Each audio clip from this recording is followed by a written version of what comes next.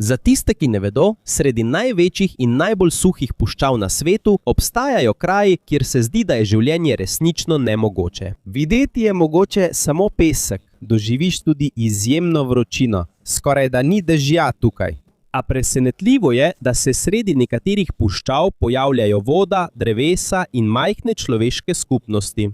Pod majhni otočki življenja, Skriti sredi neskončne puščave. Kje jih lahko najdemo, kako so nastala in kako izgledajo? V tem videu vas bomo popeljali na kraje, kjer se zdi življenje skoraj nemogoče. Preden začnemo z razpravo, bi vas prosil za en všeček in da se naročite na naš kanal. To nam, ustvarjalcem vsebin, zelo pomaga. Zato začnimo. In naša prva destinacija je Vilma v državi Niger. Ko vidiš ta kraj od zgoraj, izgleda kot majhna pika sredi ogromne saharske puščave. Ampak skozi zelo dolgo obdobje je bila Vilma izjemno pomembna za ljudi, ki potujejo skozi puščavo. Preden so obstajala sodobna vozila in letala, so bile karavane s kamelami glavni način potovanja po Sahari. Včasih je potovanje trajalo več tednov ali mesecev in zaradi izjemne vročine v puščavi je lahko ena napačna smer usodna za človeka. Zato so bili včasih oaze izjemno pomembne. Oaza je kraj v puščavi, kjer je voda. In kjer je voda, tam so drevesa, rastline, živali in ljudje. V Vilmi ni samo voda. Ta kraj je znan tudi po soli. Po podatkih UNESCO in nekaterih zgodovinskih zapisih o saharskih trgovskih poteh je bila Vilma eno od središč trgovine s soljo v Afriki zelo dolgo časa. V starih časih je bila sol izjemno dragocena. Ni bila le začimba, ampak so jo uporabljali tudi za konzerviranje hrane, še preden so izumili hladilnik. Zato je bila v nekaterih krajih včasih skoraj tako dragocena kot zlato. V Vilmi ljudje ročno pridobivajo sol iz plitvih jam, napolnjenih slano vodo. Do danes to še vedno počnejo nekateri domačini, čeprav je podnebje izjemno vroče. Ko pogledaš ta kraj, to ni tista vrsta oaze, kot jo vidiš v risankah ali filmih, kjer je veliko vode in obilica rastlinja. Videti je bolj preprosto in bolj surovo. So palme, so vodnjaki, so jame s soljo. Okoli tega pa spet samo pesek in visoke sipine. A kljub temu je to omogočilo, da je bilo mogoče potovati skozi enega najbolj nevarnih delov saharske puščave. Če ne bi bilo oaz, kot je Vilma, veliko starih trgovskih poti v Afriki verjetno sploh ne bi nastalo, toda takšnih nenavadnih krajev ni samo v Afriki. V Južni Ameriki pa obstaja tudi ena oaza, ki se zdi neresnična, ko jo prvič vidiš. To je Huacachina v Peruju. Na prvi pogled se zdi, kot da je tole obdelana fotografija. Predstavljaj si ogromno puščavo polno peska. Potem pa kar naenkrat majhno zeleno jezero na sredini, obdano z drevesi in nekaj hišami. Kot da bi nekdo posadil majhen raj sredi brezživljenjskega kraja. Huacachina se nahaja blizu mesta Ica v Peruju. Po uradnih turističnih informacijah Peruja je to ena redkih naravnih oaz v celotni zahodni polobli in prav zato je ta kraj tako poseben. Ko večina ljudi sliši besedo oaza, najprej pomisli na Saharo, toda Huacachina se nahaja na povsem drugi strani sveta. Po lokalnih turističnih poročilih voda v laguni prihaja iz podzemnih vodnih tokov, ki se dvigajo na površje. Zaradi tega je nastalo majhno jezero sredi suhe puščave in ker je bila voda, so okoli začela rasti drevesa in rastline. Če to pogledaš od daleč, je razlika zelo očitna. Na eni strani je samo suhi pesek, na drugi strani pa je voda in zelenje dreves. Kot da sta se dva različna sveta nenadoma združila. Danes je Huacachina znana turistična destinacija. Veliko ljudi prihaja sem, da bi deskali po sipinah, se vozili z bugijem po sipinah ali pa preprosto videli oazo sredi puščave. Toda včasih je bil ta kraj še pomembnejši, saj je zagotavljal vodo in počivališče ljudem, ki so prečkali zahtevno pokrajino. In niso le ljudje imeli koristi od tega kraja. Po uradnih podatkih perujske turistične uprave se tukaj začasno ustavljajo tudi selitvene pice. To pomeni, da to ni le lep razgled. To je tudi majhen košček življenja sredi izjemne vročine in suhega okolja. In to je najbolj osupljiva stvar pri oazah. Na kraju, kjer je življenje skoraj nemogoče, se nenadoma pojavi voda in kjer je voda, sledi tudi življenje. Pojdimo zdaj v Egipt. Večina ljudi, ko omeniš Egipt, najprej pomisli na piramide in reko Nil, toda daleč stran od teh znamenitih krajev. Obstajajo deli puščave, ki so kot svoj svet. Eden takih je oaza Karga. Če pogledaš zemljevid Egipta, boš videl, da je obdan z zelo obsežno, suho puščavo. Toda pa sredi tiste izjemne vročine obstaja dolg pas zemlje z vodo, drevesi, kmetijami in majhnimi skupnostmi. To ni le preprosta oaza z enim vodnjakom in nekaj drevesi. Oaza Karga je kot dolga zelena črta sredi puščave. Po podatkih Britanice in nekaterih zgodovinskih zapisih Egipta je to največja oaza v državi. Razteza se več kot 100 milj od severa proti jugu. V starih časih je bil ta kraj izjemno pomemben, saj je služil kot postajališče za karavane, ki so prečkale puščavo. Zaradi izjemne prostranosti Sahare in zahodne puščave v Egiptu je bilo potovanje včasih zelo težko. Ni bilo GPS-a niti sodobnih vozil. Če ti je v puščavi zmanjkalo vode, skoraj ni bilo več upanja. Zato so oaze, kot je Karga, bile kot rešilna bilka za popotnike. Tukaj so si odpočili, tukaj so jemali vodo in tukaj so tudi izmenjevali izdelke. Po podatkih UNESCO je bilo to območje nekoč pomemben del trgovskih poti, ki so povezovale Severno Afriko in nekatere dele Srednje Afrike.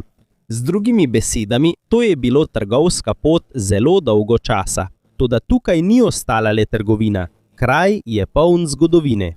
Po mnenju arheologov so ljudje na tem območju živeli že v prazgodovinskih časih. Ko še ni bilo sodobnih mest in držav, so okoli oaze našli stare templje, rimska naselja in starodavne grobnice. Ena izmed znanih zgradb, ki so jih tukaj postavili, je tempelj Hibis, ki je povezan z obdobjem perzijskega vladarja Darija I.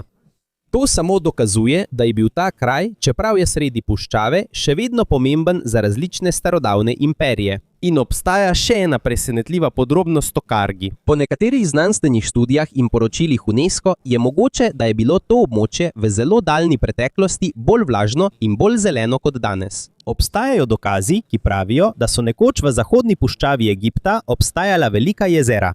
To pomeni, da je območje, ki je danes polno peska, morda pred 1000 leti imelo več vode in rastlinja. Do danes je oaza Karga še vedno živa. Tam so nasadi datljev, oljk, pšenice in razne zelenjave. In zaradi globokih vodnjakov in namakalnih sistemov se kmetijstvo še vedno nadaljuje, čeprav je to območje obdano suho puščavo. Z drugimi besedami, še vedno opravlja pravo nalogo oaze. Daje življenje kraju, kjer bi bilo življenje skoraj nemogoče. Zdaj pa pojdimo k oazi Siva. Nahaja se blizu meje med Egiptom in Libijo. In čeprav živimo v sodobnem času, se mnogim obiskovalcem še vedno zdi, kot da so daleč stran od običajnega sveta.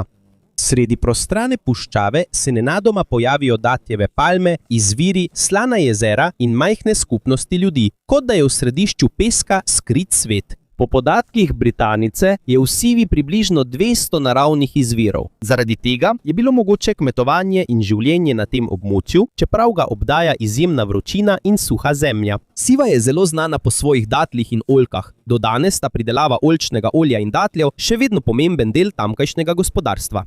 Ko pogledaš oazo od zgoraj, jasno vidiš veliko razliko v barvi. Okoli nje je samo bleda puščava.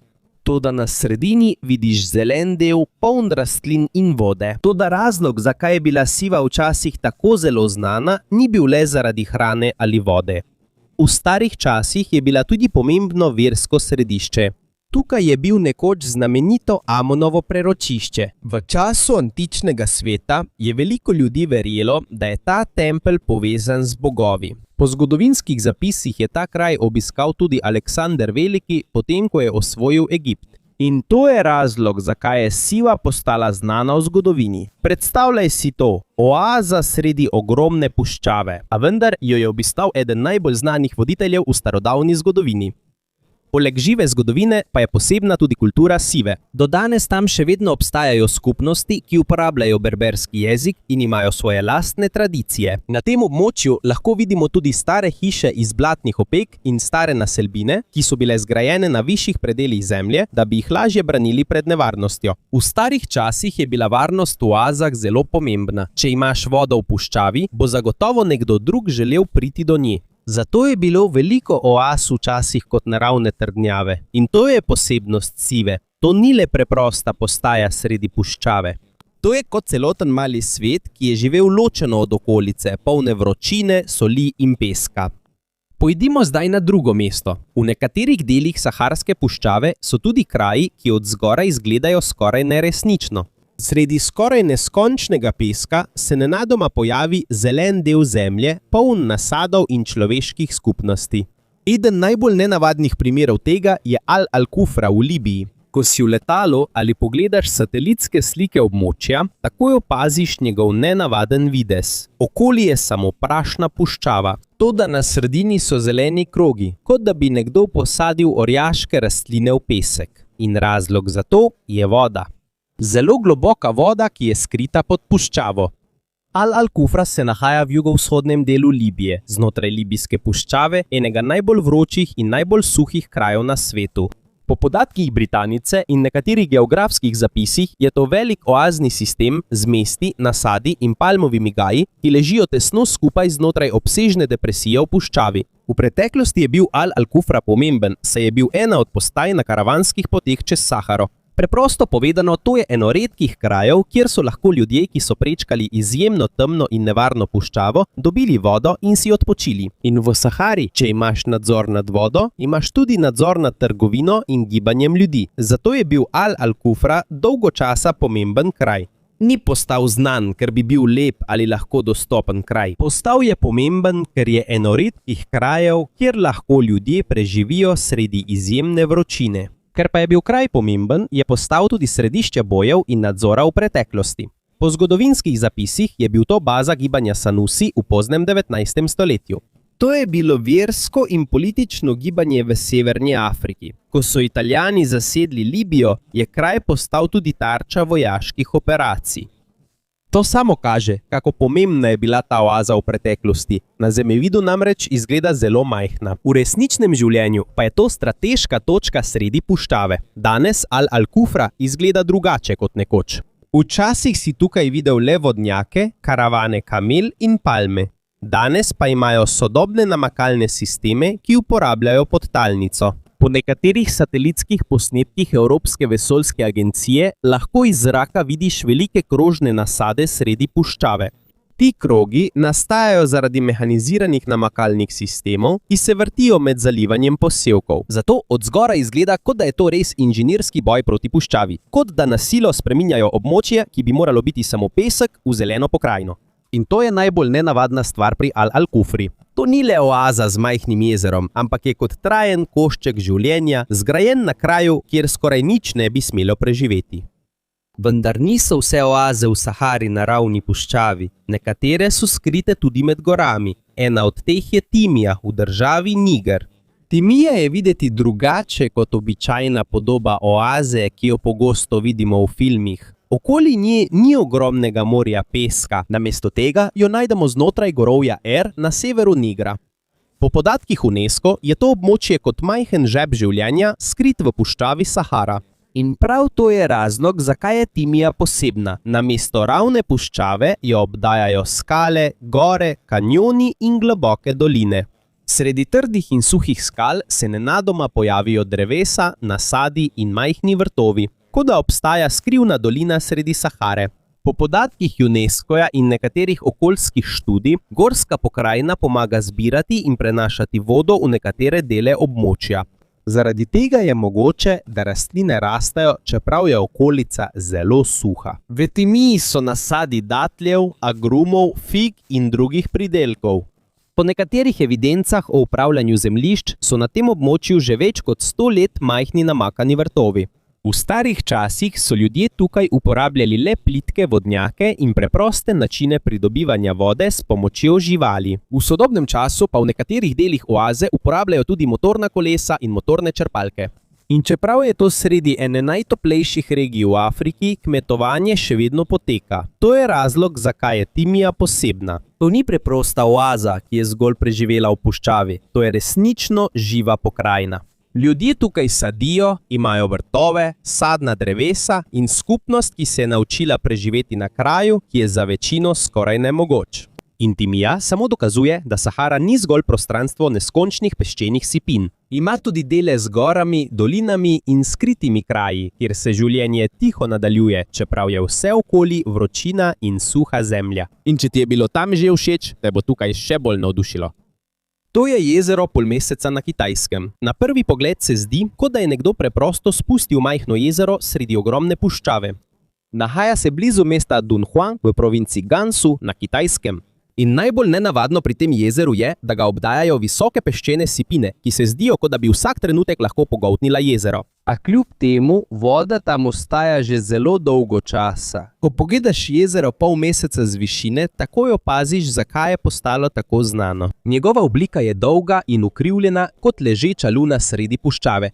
Zaradi tega so ga poimenovali jezero polmeseca. Okoli njega vidiš skoraj samo pesek.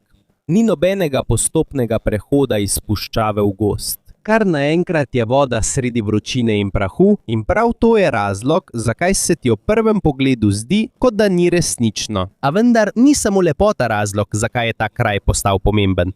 V starih časih je bil Dunhuang pomemben del svilne poti. Po zgodovinskih zapisih in informacijah UNESCO-ja je bil to eden glavnih postankov za trgovce in popotnike, ki so potovali med Kitajsko, Srednjo Azijo in Bližnjim vzhodom. Samo pomisli na to. Potem, ko prečkaš ogromno puščavo, se nenadoma pojavi oaza z vodo in prostorom za počitek.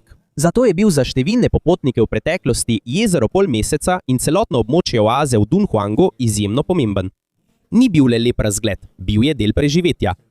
Več stoletij je bilo to območje tudi središče kulture, vere in trgovine. Okoli njega so nastali templji, karavanske poti in skupnosti. In čeprav ga obdaja premikajoči se pesek, je jezero še vedno obstalo. Zato so v preteklosti obstajala stara prepričanja, da pesek nikoli ne bo prekril izvira in da se ta tudi nikoli ne bo izsušil. Toda v sodobnem času se je situacija začela spreminjati. Po nekaterih znanstvenih študijah se je količina vode v jezeru polmeseca zmanjšala zaradi padca podtalnice in uporabe vode v okolici regije. To pomeni, da so lahko celo oaze, ki so dolgo časa ostale nespremenjene, še vedno prizadete. In to samo dokazuje, kako pomembna je voda v puščavi. Ko voda izgine, lahko izgine tudi celotna oaza. A vendar je jezero polmeseca še danes ena najbolj edinstvenih oaz na svetu, saj ni le navadno jezero v puščavi. Videti je kot tanek košček življenja, ki vztraja, medtem ko ga obdaja premikajoče se morje peska. Poleg tega obstajajo tudi oaze, ki niso povezane samo z vodo, ampak tudi z načinom življenja ljudi v puščavi. Pojdimo zdaj v Gadamis v Libiji. To ni kot druge oaze, kjer so samo drevesa in godnjaki. Gadamis je kot celo mesto, posebej zasnovano za preživetje v izjemni vročini. Nahaja se blizu meja Libije, Tunizije in Alžirije. Okoli njega lahko vidimo suho puščavo in skalnate dele Sahare. Toda sredi tega je oaza in staro mesto, kjer ljudje živijo že dolgo časa. Po podatkih UNESCO in Britanice je to eno najstarejših oaznih mest v Sahari. V starih časih je bilo to pomembno za transsaharske trgovske poti. Tukaj so včasih potovale karavane, ki so prevažale različne izdelke iz Afrike v sredozemske regije. Zato je to postalo središče trgovine sredi puščave. A vendar najbolj osupljivo pri Gadamisu ni le njegova zgodovina, ampak tudi to, kako je bilo celo mesto zgrajeno. Ko hodiš po starem delu Gadamisa, takoj opaziš, da je veliko poti ozkih in pokritih s streho. To so naredili zato, da ljudi ne bi neposredno pripekalo močno sonce. Kot nekakšen naravni klimatski sistem iz starih časov. Nekatere hiše so zgrajene skupaj, da v notranjost stopi manj toplote. Na vrhu so tudi terase, ki so jih včasih uporabljali za gibanje in druge dejavnosti skupnosti. Skratka, vsak del mesta je bil zasnovan za boj proti puščavski vročini. To ni le dizajn, ampak resnična strategija preživetja. Po podatkih UNESCO so oaze in nasadi palm pomemben del mesta. Drevesa niso le okras. Oni pomagajo zagotavljati senco, hrano in zaščito kraju. In to je razlog, zakaj je Gadamis poseben. To ni preprosta oaza z vodo sredi peska. To je celoten sistem, kako preživeti v enem najtežjih okolij na svetu. Od vode, arhitekture do načina gibanja ljudi znotraj mesta, vse je prilagojeno izjemni vročini Sahare. In to samo dokazuje, da je včasih pravi boj v puščavi ne le iskanje vode, ampak tudi učenje, kako tukaj preživeti. Kljub temu pa je v puščavi najpomembnejša stvar ni zlato, ni kamen in ni nafta, ampak voda. Kajti če je voda, je tudi življenje. In v Egiptu obstaja še en kraj, ki dokazuje, da se lahko tudi sredi najbolj suhe zemlje ustvari čudovit kraj. In to je oaza Dakla. Ne, to ni majhna oaza z enim samim vodnjakom in nekaj drevesi. Dakla je kot dolg zeleni pas znotraj zahodne puščave Egipta. Okoli nje je zemlja popolnoma suha, toda znotraj oaze so polja, hiše, starodavne ruševine in kraji, kjer ljudje že dolgo živijo.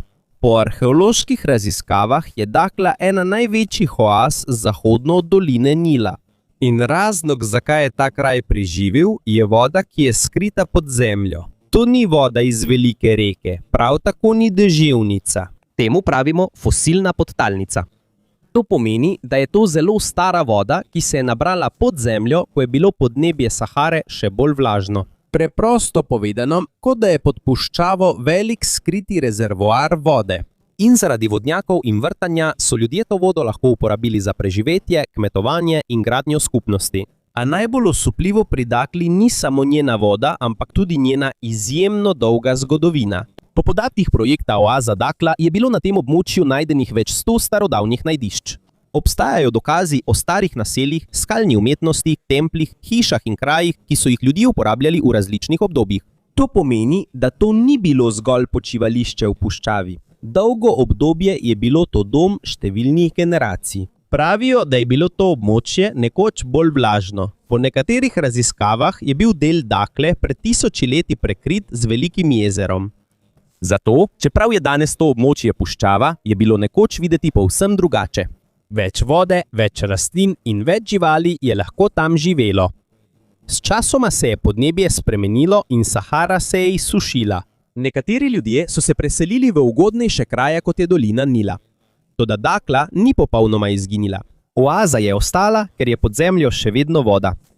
Obstaja še en razlog, zakaj je Dakla posebna. Tukaj ni bilo le običajno življenje. Bili so templji, šole, stari dokumenti, hiše in ulice, znaki, da je tukaj obstajala urejena skupnost. V nekaterih delih oaze so našli ruševine iz rimskega obdobja.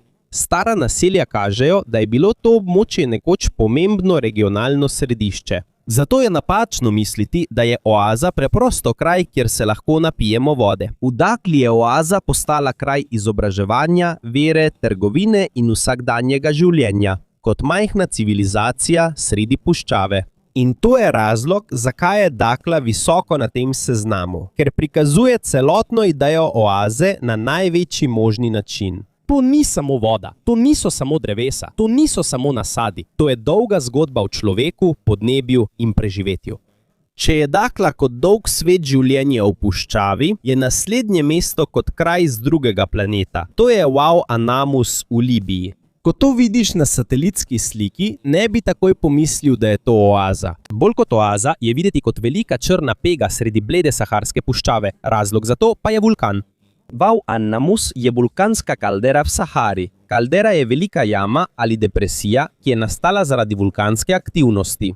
Na sredini je vulkanski stožec, okoli pa so temen vulkanski pepel in bazaltne kamnine, ki so raztresene po puščavi. Zato se od zgora jasno vidi velik temen krog. Videti je, kot da je v središču peska zažgan krog. A še bolj presenetljivo je, da so znotraj tega vulkanskega območja majhna jezera. Po podatkih NASA in programa Smithsonian Global Volcanism program so znotraj Wadi Wau Anamus slana jezera, okoli teh jezer pa rastejo tudi rastline. Zato si predstavljate, kako to izgleda. Črna zemlja iz vulkana, bleda puščava naokoli, v notranjosti je voda. Ob jezeru rastejo rastline. In to je sredi enega najbolj praznih delov severne Afrike. To ni običajna oaza s palmami in vasjo. To je nekaj bolj nenavadnega. Kot da so vulkan, puščava, jezero in malo življenja združeni na enem mestu. Zato, ko to pogledaš, se zdi, da nič ne paše skupaj. Moralo bi biti vroče in popolnoma suho, ampak je voda. Okolica bi morala izgledati mrtva, ampak so rastline. Morala bi biti samo puščava. Ampak na sredini je vulkanski krater. In to je tisto, kar naredi Wadi Wau Anamus tako posebnega. To ni velika kmetijska oaza. Nima dolgega zelenega pasu kot Dakla, prav tako ni starodavna mestna oaza kot Gadames. To je osamljeno naravno čudo. Oddaljen, tih in nenavaden po videzu, celo iz vesolja. Obstajajo tudi študije, ki pravijo, da je težko natančno določiti, kako mlade ali stare so njegove vulkanske značilnosti. Ker je podnebje izjemno suho, je erozija počasna. To pomeni, da so lahko kamnine in krater videti novi, čeprav so tam že zelo dolgo. Čeprav še niso jasne vse podrobnosti o njegovi starosti, je ena stvar zagotovo resnična. Uau Anamus je ena najbolj edinstvenih oaz na svetu. Zaradi tega tam ne vidiš samo vode. Vidiš lahko, kako sta se ogenj vulkana in voda oaze srečala sredi puščave. In na kraju, kjer bi moral videti skoraj samo pesek, kamenje in vročino, se nenadoma pojavi temen krater z jezeri in rastlinjem v notranjosti. Zato, če obstaja oaza, ki resnično izgleda, kot da ne spada v naš svet, je to ta. Wadi Uau Anamus ni samo navaden kraj z vodo. To je dokaz, da lahko narava tudi v najbolj ekstremnih delih puščave ustvari kraj, za katerega je težko verjeti, da resnično obstaja.